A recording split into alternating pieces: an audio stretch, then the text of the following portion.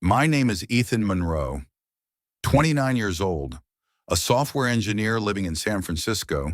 Tonight, standing in the dazzling lights of a Beverly Hills ballroom, I felt like a shadow, completely out of place in the glamorous portrait my family had painted for themselves. The Monroe family is a real estate powerhouse in California. My father, Harold Monroe, founder of Monroe Real Estate, spent nearly 3 decades building an empire stretching from Los Angeles to San Francisco.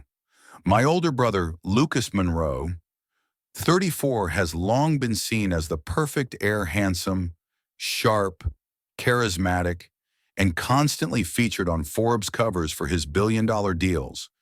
And me, I've always just been the geek who writes useless code, as my father liked to say. I still remember the one time I dared to pitch an idea at a family gathering. What if we build an AI platform that can analyze real estate data, predict market trends using machine learning? Lucas burst out laughing right away. You think you're Bill Gates or something, who would trust some machine to tell them where to buy property? Real estate is the art of people. Ethan, my father took a slow sip of his wine, shook his head. This family built its fortune on land. Real land, not some pie-in-the-sky software. After that day, I learned to stay quiet during family events. The condescension sank in slowly, like a poison, and I poured everything I had into my little laptop. Alone in my cramped rental in South San Francisco, 6 months ago, a rainy afternoon on Highway 101 claimed my parents' lives in a fatal car accident. I barely had time to grieve before the family's longtime attorney, Mr. Davison, coldly read the new will. Every asset, every share, every piece of real estate worth over $80 million went directly to Lucas. I was left with a startup support fund of $50,000. As Davison read the last lines, his hand trembled slightly as he handed Lucas a copy of the will. I frowned, staring at my father's signature, shaky and weak. So different from the strong, bold signature I'd seen 100 times before. I shot up from my chair, unable to hold back. Mr. Davison, why would my father change his will and never tell me right before he died? This doesn't make sense. But Lucas was quick to intervene, draping an arm around my shoulder like a gracious host. Ethan, buddy, now's not the time to stir up family drama. Everything's clear. Let's not make this any harder on everyone. The guests nodded sympathetically. I stood there frozen. I knew something was off, but I had no proof to fight him. And tonight, 6 months after the funeral, Lucas was throwing a lavish party right inside the Beverly Hills mansion, the very house my father once promised we'd manage together as brothers. Crystal chandeliers sparkled. Top-shelf champagne swirled in baccarat glasses. Wall Street investors, New York real estate moguls, Hollywood directors, supermodels, everyone was here. I stood quietly in a shadowy corner, clutching my glass as my eyes drifted toward the large photograph hanging in the grand hall. My parents smiling proudly next to Lucas at the Monroe Tower grand opening 3 years ago. The bitter truth hit me. I was never included in those picture-perfect family moments. Suddenly, a sweet, familiar voice whispered behind me. Ethan, you holding up okay? I turned around. It was Sarah, an old friend from Stanford, now a software engineer at a major fintech company. She gently placed a hand on my shoulder and whispered, you deserve better than this. Don't let them define your worth. That brief encouragement was like a spark keeping what little pride I had left from dying out completely. The microphone echoed through the hall. Lucas walked onto the stage in his sleek black tuxedo. The room fell silent. Ladies and gentlemen, he began, confident and smooth. I want to thank all our friends and partners for being here tonight to celebrate with the Monroe family. It's been a turbulent year, but thanks to my parents' vision and strong leadership transition, Monroe Real Estate will continue to thrive and expand. He paused dramatically at the word we and flashed a sly grin directly at me across the room. And of course, he continued, I want to wish my younger brother, Ethan the tech genius, the best of luck with his little coding ventures. Who knows, maybe one day he'll invent a taxi app or something The crowd burst into laughter. Cameras flashed nonstop. Reporters scribbled notes furiously. I gripped my glass so tight my fingers turned white. My blood boiled, but my feet stayed rooted. I wanted to fire back. I wanted to scream. But Lucas had already stepped down, leaned in close to my ear, and whispered in a patronizing tone, "Ethan, dreamers like you need to know your place. Don't reach for what was never meant to be yours. Stick to your software. Stay away from fire." That night, I drove my old Toyota back to my tiny apartment in Sunset District. The room was cold and dark. On the desk sat an old family photo, back when I was just a little boy nestled between my parents. My mother's words echoed in my mind. "You can do anything, as long as you're brave enough." I stared at the photo, tears welling up, but this time, they weren't tears of helplessness. They were the tears of something small but fierce igniting inside me. If Lucas thought all I was good for was writing useless code, if the whole world thought I was just another guy glued to a screen, then I would take that very code and burn down the empire he so proudly inherited.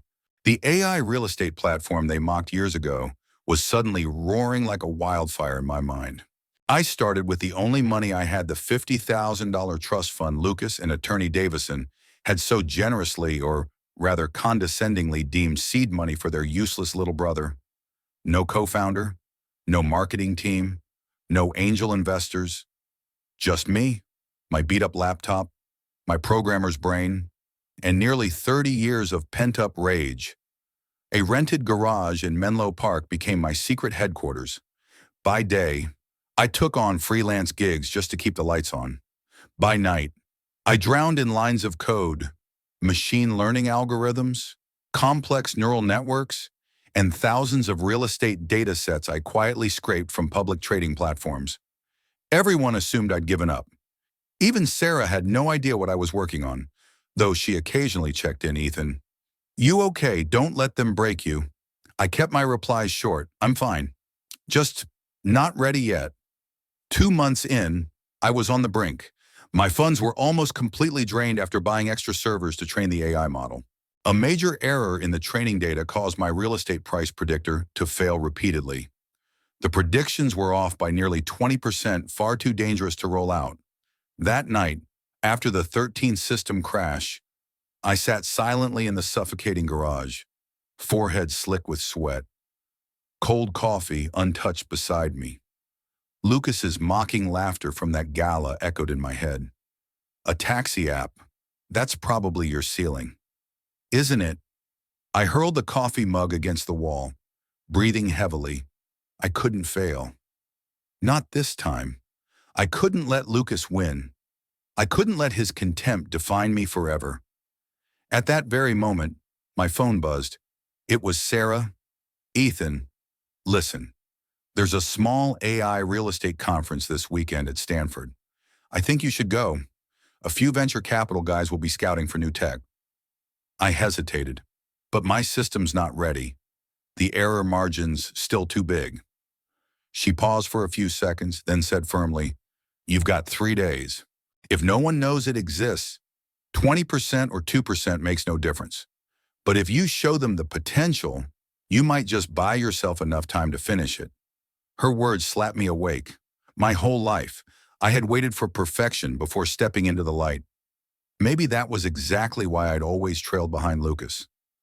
3 days later, I stood inside a modest Stanford conference hall where the annual AI for Finance and Real Estate Summit was taking place. No fancy suit, just a plain blue shirt, simple jeans, and my worn-out sneakers. In front of me sat dozens of investors, venture fund CEOs, bank representatives, and real estate trust executives. Among them was someone I never expected to see: Thomas Grayson, CEO of Grayson Capital, a global real estate conglomerate managing nearly $400 billion in assets. I stood up. The screen lit up behind me, displaying NexMind AI, the next generation in real estate. Forecasting, my heart pounded as I began my pitch. My system uses deep learning to process over 8 million historical real estate data points, combining macroeconomic trends, consumer behavior, traffic flow, urban planning, and even social media signals to forecast real estate value fluctuations in specific areas with up to 80% accuracy. A soft murmur spread through the room. Thomas Grayson narrowed his eyes with a spark of interest. I continued, for the first time hearing my own voice sound steady, firm in today's tech-driven era. Investment decisions can't rely on gut instinct alone. NexMind provides investors with precision tools to anticipate trends before the market even reacts. This isn't some fantasy software. This is technology you've never had access to before. The pitch ended to polite applause, but my mind was spinning. Would anyone actually believe in a nobody like me? Just as I was about to pack up my laptop, a hand landed gently on my shoulder. I turned around. It was Thomas Grayson, Ethan Monroe. Is it? He said with a sly smile. I'd like to take you to dinner.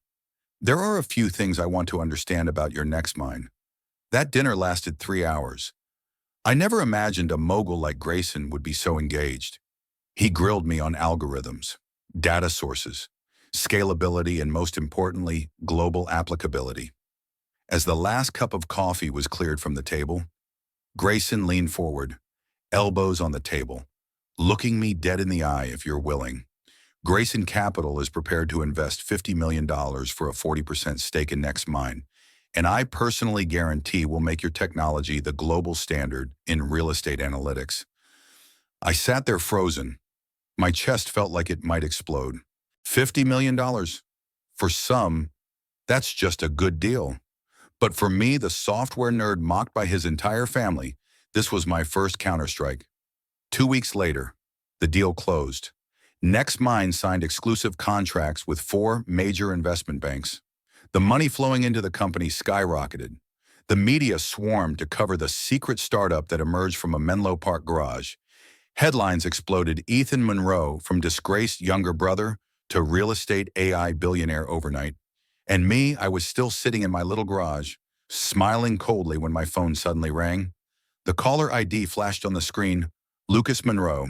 I let the phone ring 5 times before slowly picking up. Ethan Lucas's voice came through, dripping with that honeyed tone I knew all too well. Congratulations, little brother. Just read about you on Bloomberg this morning.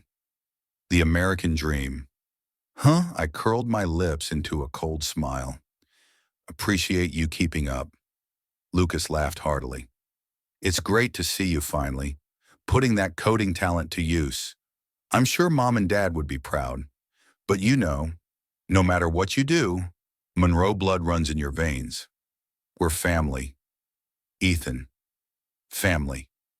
How ironic to hear that word from him, Lucas continued, his tone subtly shifting into something more calculating. I've been thinking, maybe now's a good time for us to reunite. You've got the technology, I've got the global investment network. Together, Monroe Real Estate could acquire NexMind. You'd take the CTO role, I'll handle the business side. A united family, right? I clenched the phone. The image of him at that gala resurfaced instantly, his smug emphasis on I, his mockery about my supposed taxi app. No, Lucas, I said slowly. I'm fine going solo. There was a brief pause. His voice dropped a notch, turning colder. You know better than anyone. Ethan, a large portion of your AI's foundational data stems from family real estate assets. If needed, I can have my legal team review the intellectual property rights attached to Monroe's legacy assets. That's still an unresolved estate matter, isn't it? I froze for a second. This was the real Lucas, ruthless, calculated, ready to crush anyone threatening his throne. Do whatever you feel you need to, I said, and hung up. The next morning, Sarah showed up at my garage. She immediately read the heaviness on my face. Lucas called, didn't he? I nodded. He's threatening legal action, claims NexMind's AI model was built using Monroe family assets. Sarah exhaled sharply. This is classic shark behavior. Drag you into lawsuits, smear your name publicly, and force you to sell for pennies. Without serious backing, he'll crush you in the media. I leaned on the table, staring down. She was right. Lucas had media contacts, Top-tier lawyers, even political connections. Me, I had a few lucrative contracts, but I was still just a rookie startup in their eyes. Suddenly, Sarah's voice turned sharp. We need to defend, but more importantly, we need to attack. I looked up. There was no trace of her usual nervousness, only a fierce strategic fire I'd never seen in the once shy Stanford classmate. 3 days later, I met Eric Jensen, a young attorney Sarah had introduced me to. He was a former Wall Street powerhouse who had recently launched his own firm. Ethan, I'll be blunt, Eric said, opening his laptop and scanning through the case file. Lucas might try to argue ownership based on family assets, but any case will hinge entirely on proving where your AI training data came from. And when I gathered all the data myself, public trading platforms, city planning records, social media, historical data sets from government archives. I never touched Monroe Real Estate's internal systems, I stated firmly. Eric nodded. Good, but that alone won't be enough. If we play defense only, he'll manipulate the media narrative. Younger brother steals family inheritance for profit. We need leverage, solid evidence of Lucas breaking the law. Something strong enough that he won't dare start a public war. I paused. I've always suspected the will. There's a chance Lucas forged my father's signature. Eric's eyebrows lifted. That could be the key. If we prove the will was falsified, the entire Monroe estate enters a legal dispute. No investor or bank would want to touch him while that storm brews. And so, the plan began. I hired a private investigator, Mark Holloway, a veteran who had cracked multiple international money laundering cases. 2 months into his investigation, Mark sent me his first email with a simple subject line. It's starting to smell. Mark had uncovered several deleted emails from Attorney Davison's internal server, shady back and forth between Lucas and Davison, just weeks before my parents' deaths. In the emails, Lucas was pressuring Davison to expedite the revised will, while unusual financial transfers were made into a Cayman Islands trust under a shell corporation. That night, I sat alone in the garage, the yellow desk lamp casting a tense glow across my face. My hands clasped tightly under my chin. Then my phone rang. This time, it wasn't Lucas. It was Thomas Grayson. Ethan, I'm hearing some rumors. Word is Lucas Monroe's preparing a media smear campaign against you on CNBC next week. I closed my eyes and took a deep breath. Mr. Grayson, I found something Lucas won't dare let see daylight. There was a quiet chuckle on the other end. Then it's time we rewrite the rules of the game. For the first time, I didn't feel like I was fighting alone anymore. That morning, inside the Ritz-Carlton San Francisco lobby, I sat across from Eric and Mark. The early sunlight sliced through the white curtains, making the metallic sheen on the case file before us gleam like sharpened weapons. It's all here, Mark said, tapping the thick file. Emails between Lucas and Davison discussing the forged will, wire transfers to shell companies in the Cayman Islands, and an audio recording from Davison's former assistant confirming the scheme. Eric flipped through the pages quickly, nodding slowly. With this much evidence, if we take it to court, Lucas won't just lose the Monroe estate, he could be facing federal criminal charges. I clenched my fists, a mix of adrenaline and rage swelling in my chest. I want to make it all public, I said. I don't just want to win in the shadows. I want him to pay right in front of every single person who once laughed and applauded him. Eric leaned back, eyes cold and sharp. Then we'll strike him on the very media stage he thinks he controls. 3 days later, just as Grayson had warned, Lucas appeared on CNBC for an exclusive interview.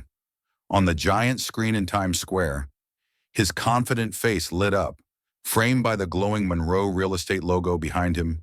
Yes, he smiled at the host. While I'm pleased with my brother's sudden success, it's important to acknowledge that part of NexMind's technology was developed based on decades of proprietary family real estate data. We may need to take a closer look at intellectual property rights involved. The host chuckled. Are you suggesting a possible lawsuit in the near future? Lucas nodded, still wearing his perfectly polished smile. I wouldn't want it to come to that. But the law must ensure all parties' rights are protected. The media erupted instantly. Headlines screamed across the internet, Monroe Brothers asset war AI versus real estate empire. $1 billion startup facing potential legal battle. While the media storm raged, we silently set our counterattack in motion. That evening, Thomas Grayson called me personally. Ethan, we're going straight for the jugular.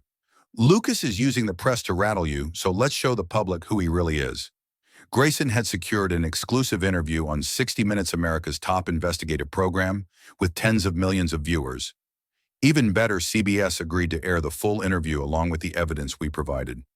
The day of filming, I sat beneath blinding studio lights.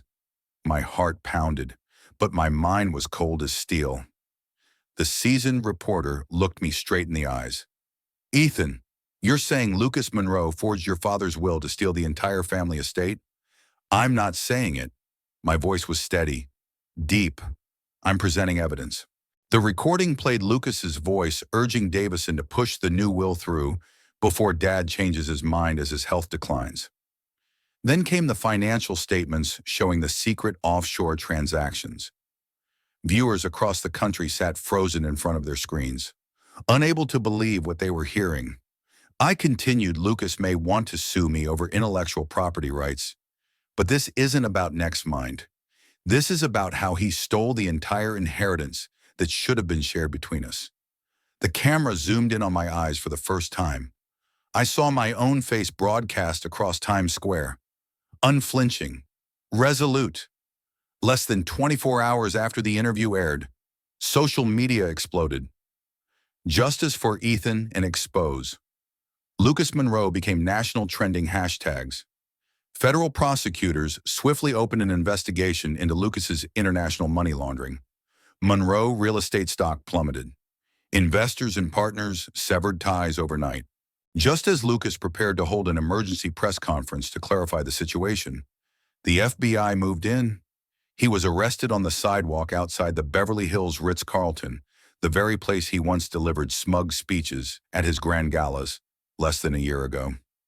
The federal chief marshal simply stated before the swarm of cameras, Lucas Monroe is being arrested on charges of will forgery, financial fraud, and international money laundering. That night, as the news looped endlessly across every major network, I sat alone in my old garage where it had all started, watching my computer screen glow with a new email from Thomas Grayson. Welcome to the real game, Ethan. This is only the beginning, and I knew my revenge was only halfway done. Less than 2 weeks after Lucas's arrest, I was officially summoned to testify as a secondary plaintiff in the federal inheritance trial. The federal courthouse in San Francisco was packed with journalists, TV crews, and curious spectators hungry for drama. The entire country seemed divided into two camps: those who stood behind me, the castaway brother who dared to flip the table, and those who still couldn't believe in Lucas Monroe's sudden downfall.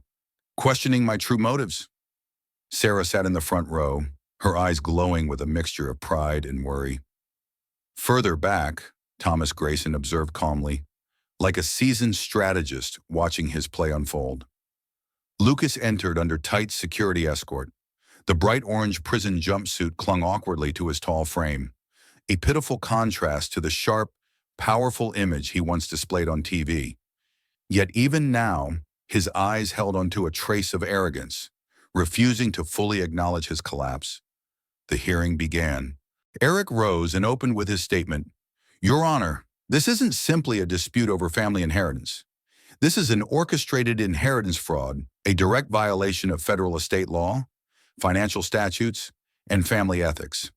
We have in hand a complete chain of evidence, financial transactions, directive emails, and internal witness testimony proving that defendant Lucas Monroe willfully forged his father's will to seize the entire Monroe estate."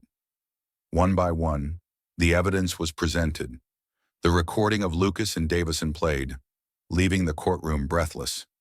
"We need the new will finalized before Harold changes his mind. I'm not letting that little runt Ethan get a single piece of this empire." Under FBI pressure, Davison had also confessed to forging the will under Lucas's orders. The knockout blow came with the surprise witness, Maria Davison's former administrative assistant. Dressed in a sharp navy suit, she took the stand and detailed every step of the forged documents, the draft revisions, and the large sums Lucas secretly funneled to Davison as special legal fees. Lucas finally began to crack, beads of sweat glistening on his forehead. His attorney repeatedly objected, claiming illegally obtained evidence and personal vendetta motives, but their defense unraveled with each passing minute. Eric was nothing short of masterful. He conducted the witnesses like a maestro conducting a symphony guiding testimony, timing evidence, weaving it all together with surgical precision. In the back row, I felt something I hadn't experienced in years. Peace. I was no longer the underestimated younger brother, no longer the desperate coder hiding behind a screen to escape humiliation. I was watching the man who once crushed my dignity sink deeper into the quicksand of his own making. During a brief recess, Lucas suddenly turned to glance at me. Gone was the arrogance, now there was fear creeping into his eyes. I met his gaze and gave the slightest nod. The game had shifted. On day 5 of the hearing, federal prosecutors delivered their conclusion. The will was intentionally forged. The inheritance assets are to be frozen and redistributed. Defendant Lucas Monroe faces 7 additional charges, including federal inheritance fraud and conspiracy to commit international money laundering. The courtroom nearly exploded, camera shutters firing nonstop, reporters hammering away at their keyboards to update breaking headlines. That evening, I was invited for a live interview on The Tonight Show with Jimmy Fallon. Backstage, I took a deep breath. "You ready?" Sarah whispered beside me. I nodded. As I stepped under the bright stage lights, the audience erupted in applause. But this time it wasn't pity or mockery. It was pure, earned respect. Jimmy Fallon opened a "Ladies and gentlemen, Ethan Monroe, the man who just proved to the world never underestimate the youngest sibling." The studio roared with laughter, breaking the tension. But deep down, I knew this wasn't a joke. It was a statement, a reminder to every single person who had ever stood above me. I looked straight into the camera and smiled slightly. I didn't build NexMind to make money. I built it because I've been laughed at one too many times. When no one believes in you, when your own family turns their back, you're left with only one choice. Either you give up or you prove them wrong. The audience erupted in thunderous applause. In that moment, I knew my public revenge had landed perfectly.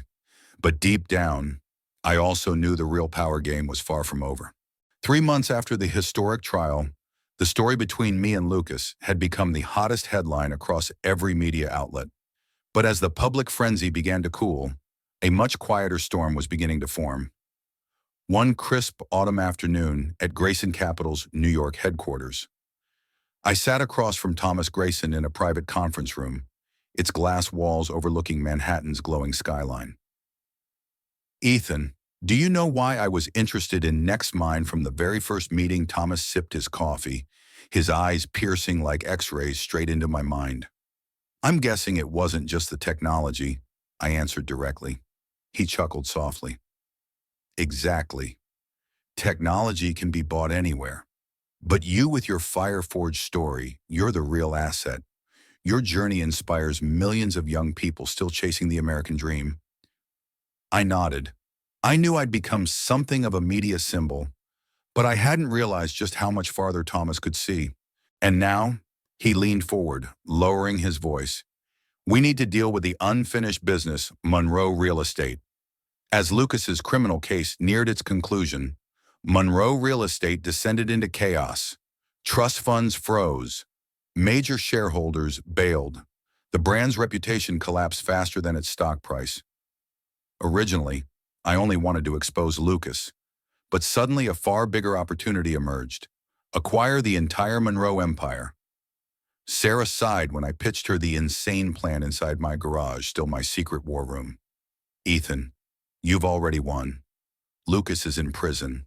Your company's booming. Why take on this massive debt?" I stared at my laptop screen displaying the latest financial data, coffee cup in hand.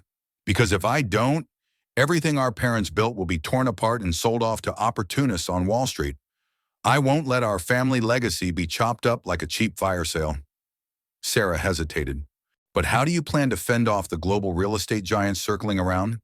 They won't sit quietly while you grab market share. I smiled faintly. That's why Grayson Capital is here. The strategy unfolded like a billion-dollar chess match. Grayson Capital discreetly purchased Monroe Real Estate's distressed debt through a network of financial shell companies. Simultaneously, NexMind launched its expanded commercial platform, offering exclusive data sets to major banks, making my AI system the new industry standard for real estate risk assessment. Within just 4 months, over 65% of Monroe Real Estate's shares were indirectly controlled by the Grayson-NexMind alliance. By the time global real estate giants like Wexford Group and Hanley Consortium realized what was happening, the board had already shifted, and they were too late to counter. And then, the final showdown arrived. An emergency shareholders meeting was convened at the Plaza Hotel in New York. I entered, no longer the outcast younger brother, but now interim chairman of the board. Backed by the Shareholder Alliance, national television broadcast the event live. The hashtag #NowMonroe takeover shot to the top of Twitter within 10 minutes. Wexford's corporate attorney stood to object. This NexMind acquisition of Monroe Real Estate via Grayson Capital constitutes blatant market manipulation. I calmly responded before the entire hall. No, this is called asset restructuring to preserve legacy value. We're salvaging the wreckage that vultures like yourselves tried to exploit for short-term gain. The difference is I hold the legal authority, and more importantly, I am the only Monroe still standing in this industry. The room erupted into applause. Cameras zoomed in on my composed expression. That evening, I appeared on the cover of Time magazine, the headline blaring Ethan Monroe, heir of an empire forged from the shadows. In the exclusive interview, when asked about the greatest lesson learned, I answered simply, never underestimate the quiet one in the family. They might be the only one strong enough to save the legacy. Lucas remained in federal solitary confinement, awaiting final sentencing for what would be a long prison term. But for me, his defeat was sealed the moment he dismissed his younger brother's passion for programming as a meaningless hobby. And now, standing at the helm of the very Monroe real estate empire he once ruled. I knew I had closed a perfect chapter of revenge, but more importantly, I wasn't stopping here. 3 months after the historic merger, I officially took my seat as chairman and CEO of Monroe Real Estate, the empire I had spent nearly 30 years watching from the shadows. That morning, I walked into the company San Francisco headquarters. The old emblem, the brass plaque still engraved. Harold Monroe Real Estate remained in the main lobby. I paused in front of it, my hand gently tracing each etched letter. Dad. I finally brought it all back where it belongs. Sarah stepped up beside me, holding her usual coffee, her eyes warm but unable to hide the pride shining through. Not bad for a useless code geek. I smiled softly. For the first time in my life, I actually believed Mom and Dad would be proud. The restructuring press conference was held in the Grand Auditorium. In front of me sat hundreds of reporters from Bloomberg, CNBC, The Wall Street Journal, and millions more watching live across TV and social media. Thomas Grayson sat in the front row, hands loosely clasped, his gaze silently saying, "The stage is yours now." I stepped up to the podium. The spotlight hit, but this time, it didn't blind me. "Ladies and gentlemen," I began, my voice steady. "Today is not the end of a family feud.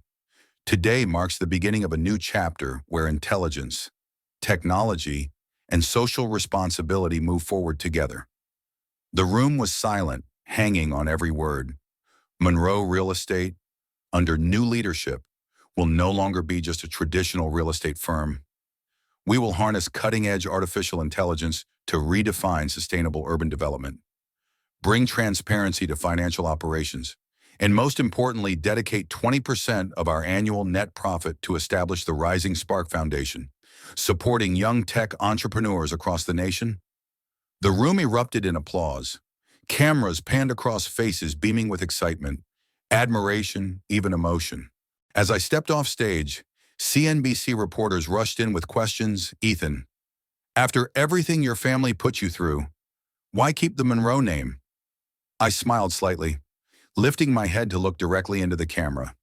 because I want to transform a name once tied to greed and deceit into a symbol of integrity and innovation. That is the sweetest form of revenge. That night, in my new penthouse atop Monroe Tower, once Lucas's residence, I stood before the glass window, overlooking San Francisco's glittering skyline. My phone buzzed. A call from the federal legal office. Ethan, the federal court just issued its final ruling. Lucas Monroe has been sentenced to 22 years without parole. I paused for a moment, my eyes drifting toward the distant lights. Thank you.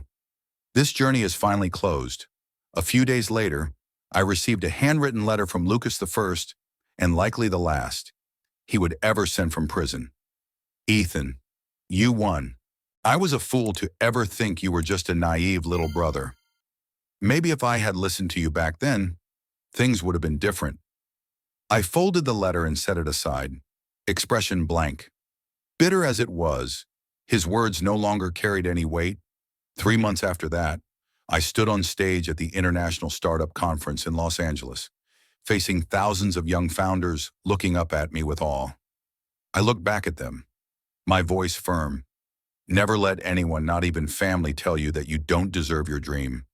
It's in the moments of rejection, humiliation, and betrayal that true resilience is forged. The entire hall leapt to its feet, thunderous applause shaking the room. The hashtag #NotCorEthanMonroeLegacy exploded across social media instantly. I smiled, lifting my gaze to the clear California sky. After everything, I knew one thing for certain: I hadn't just reclaimed an empire. I had reclaimed my very worth. And this time, no one would ever take it away again.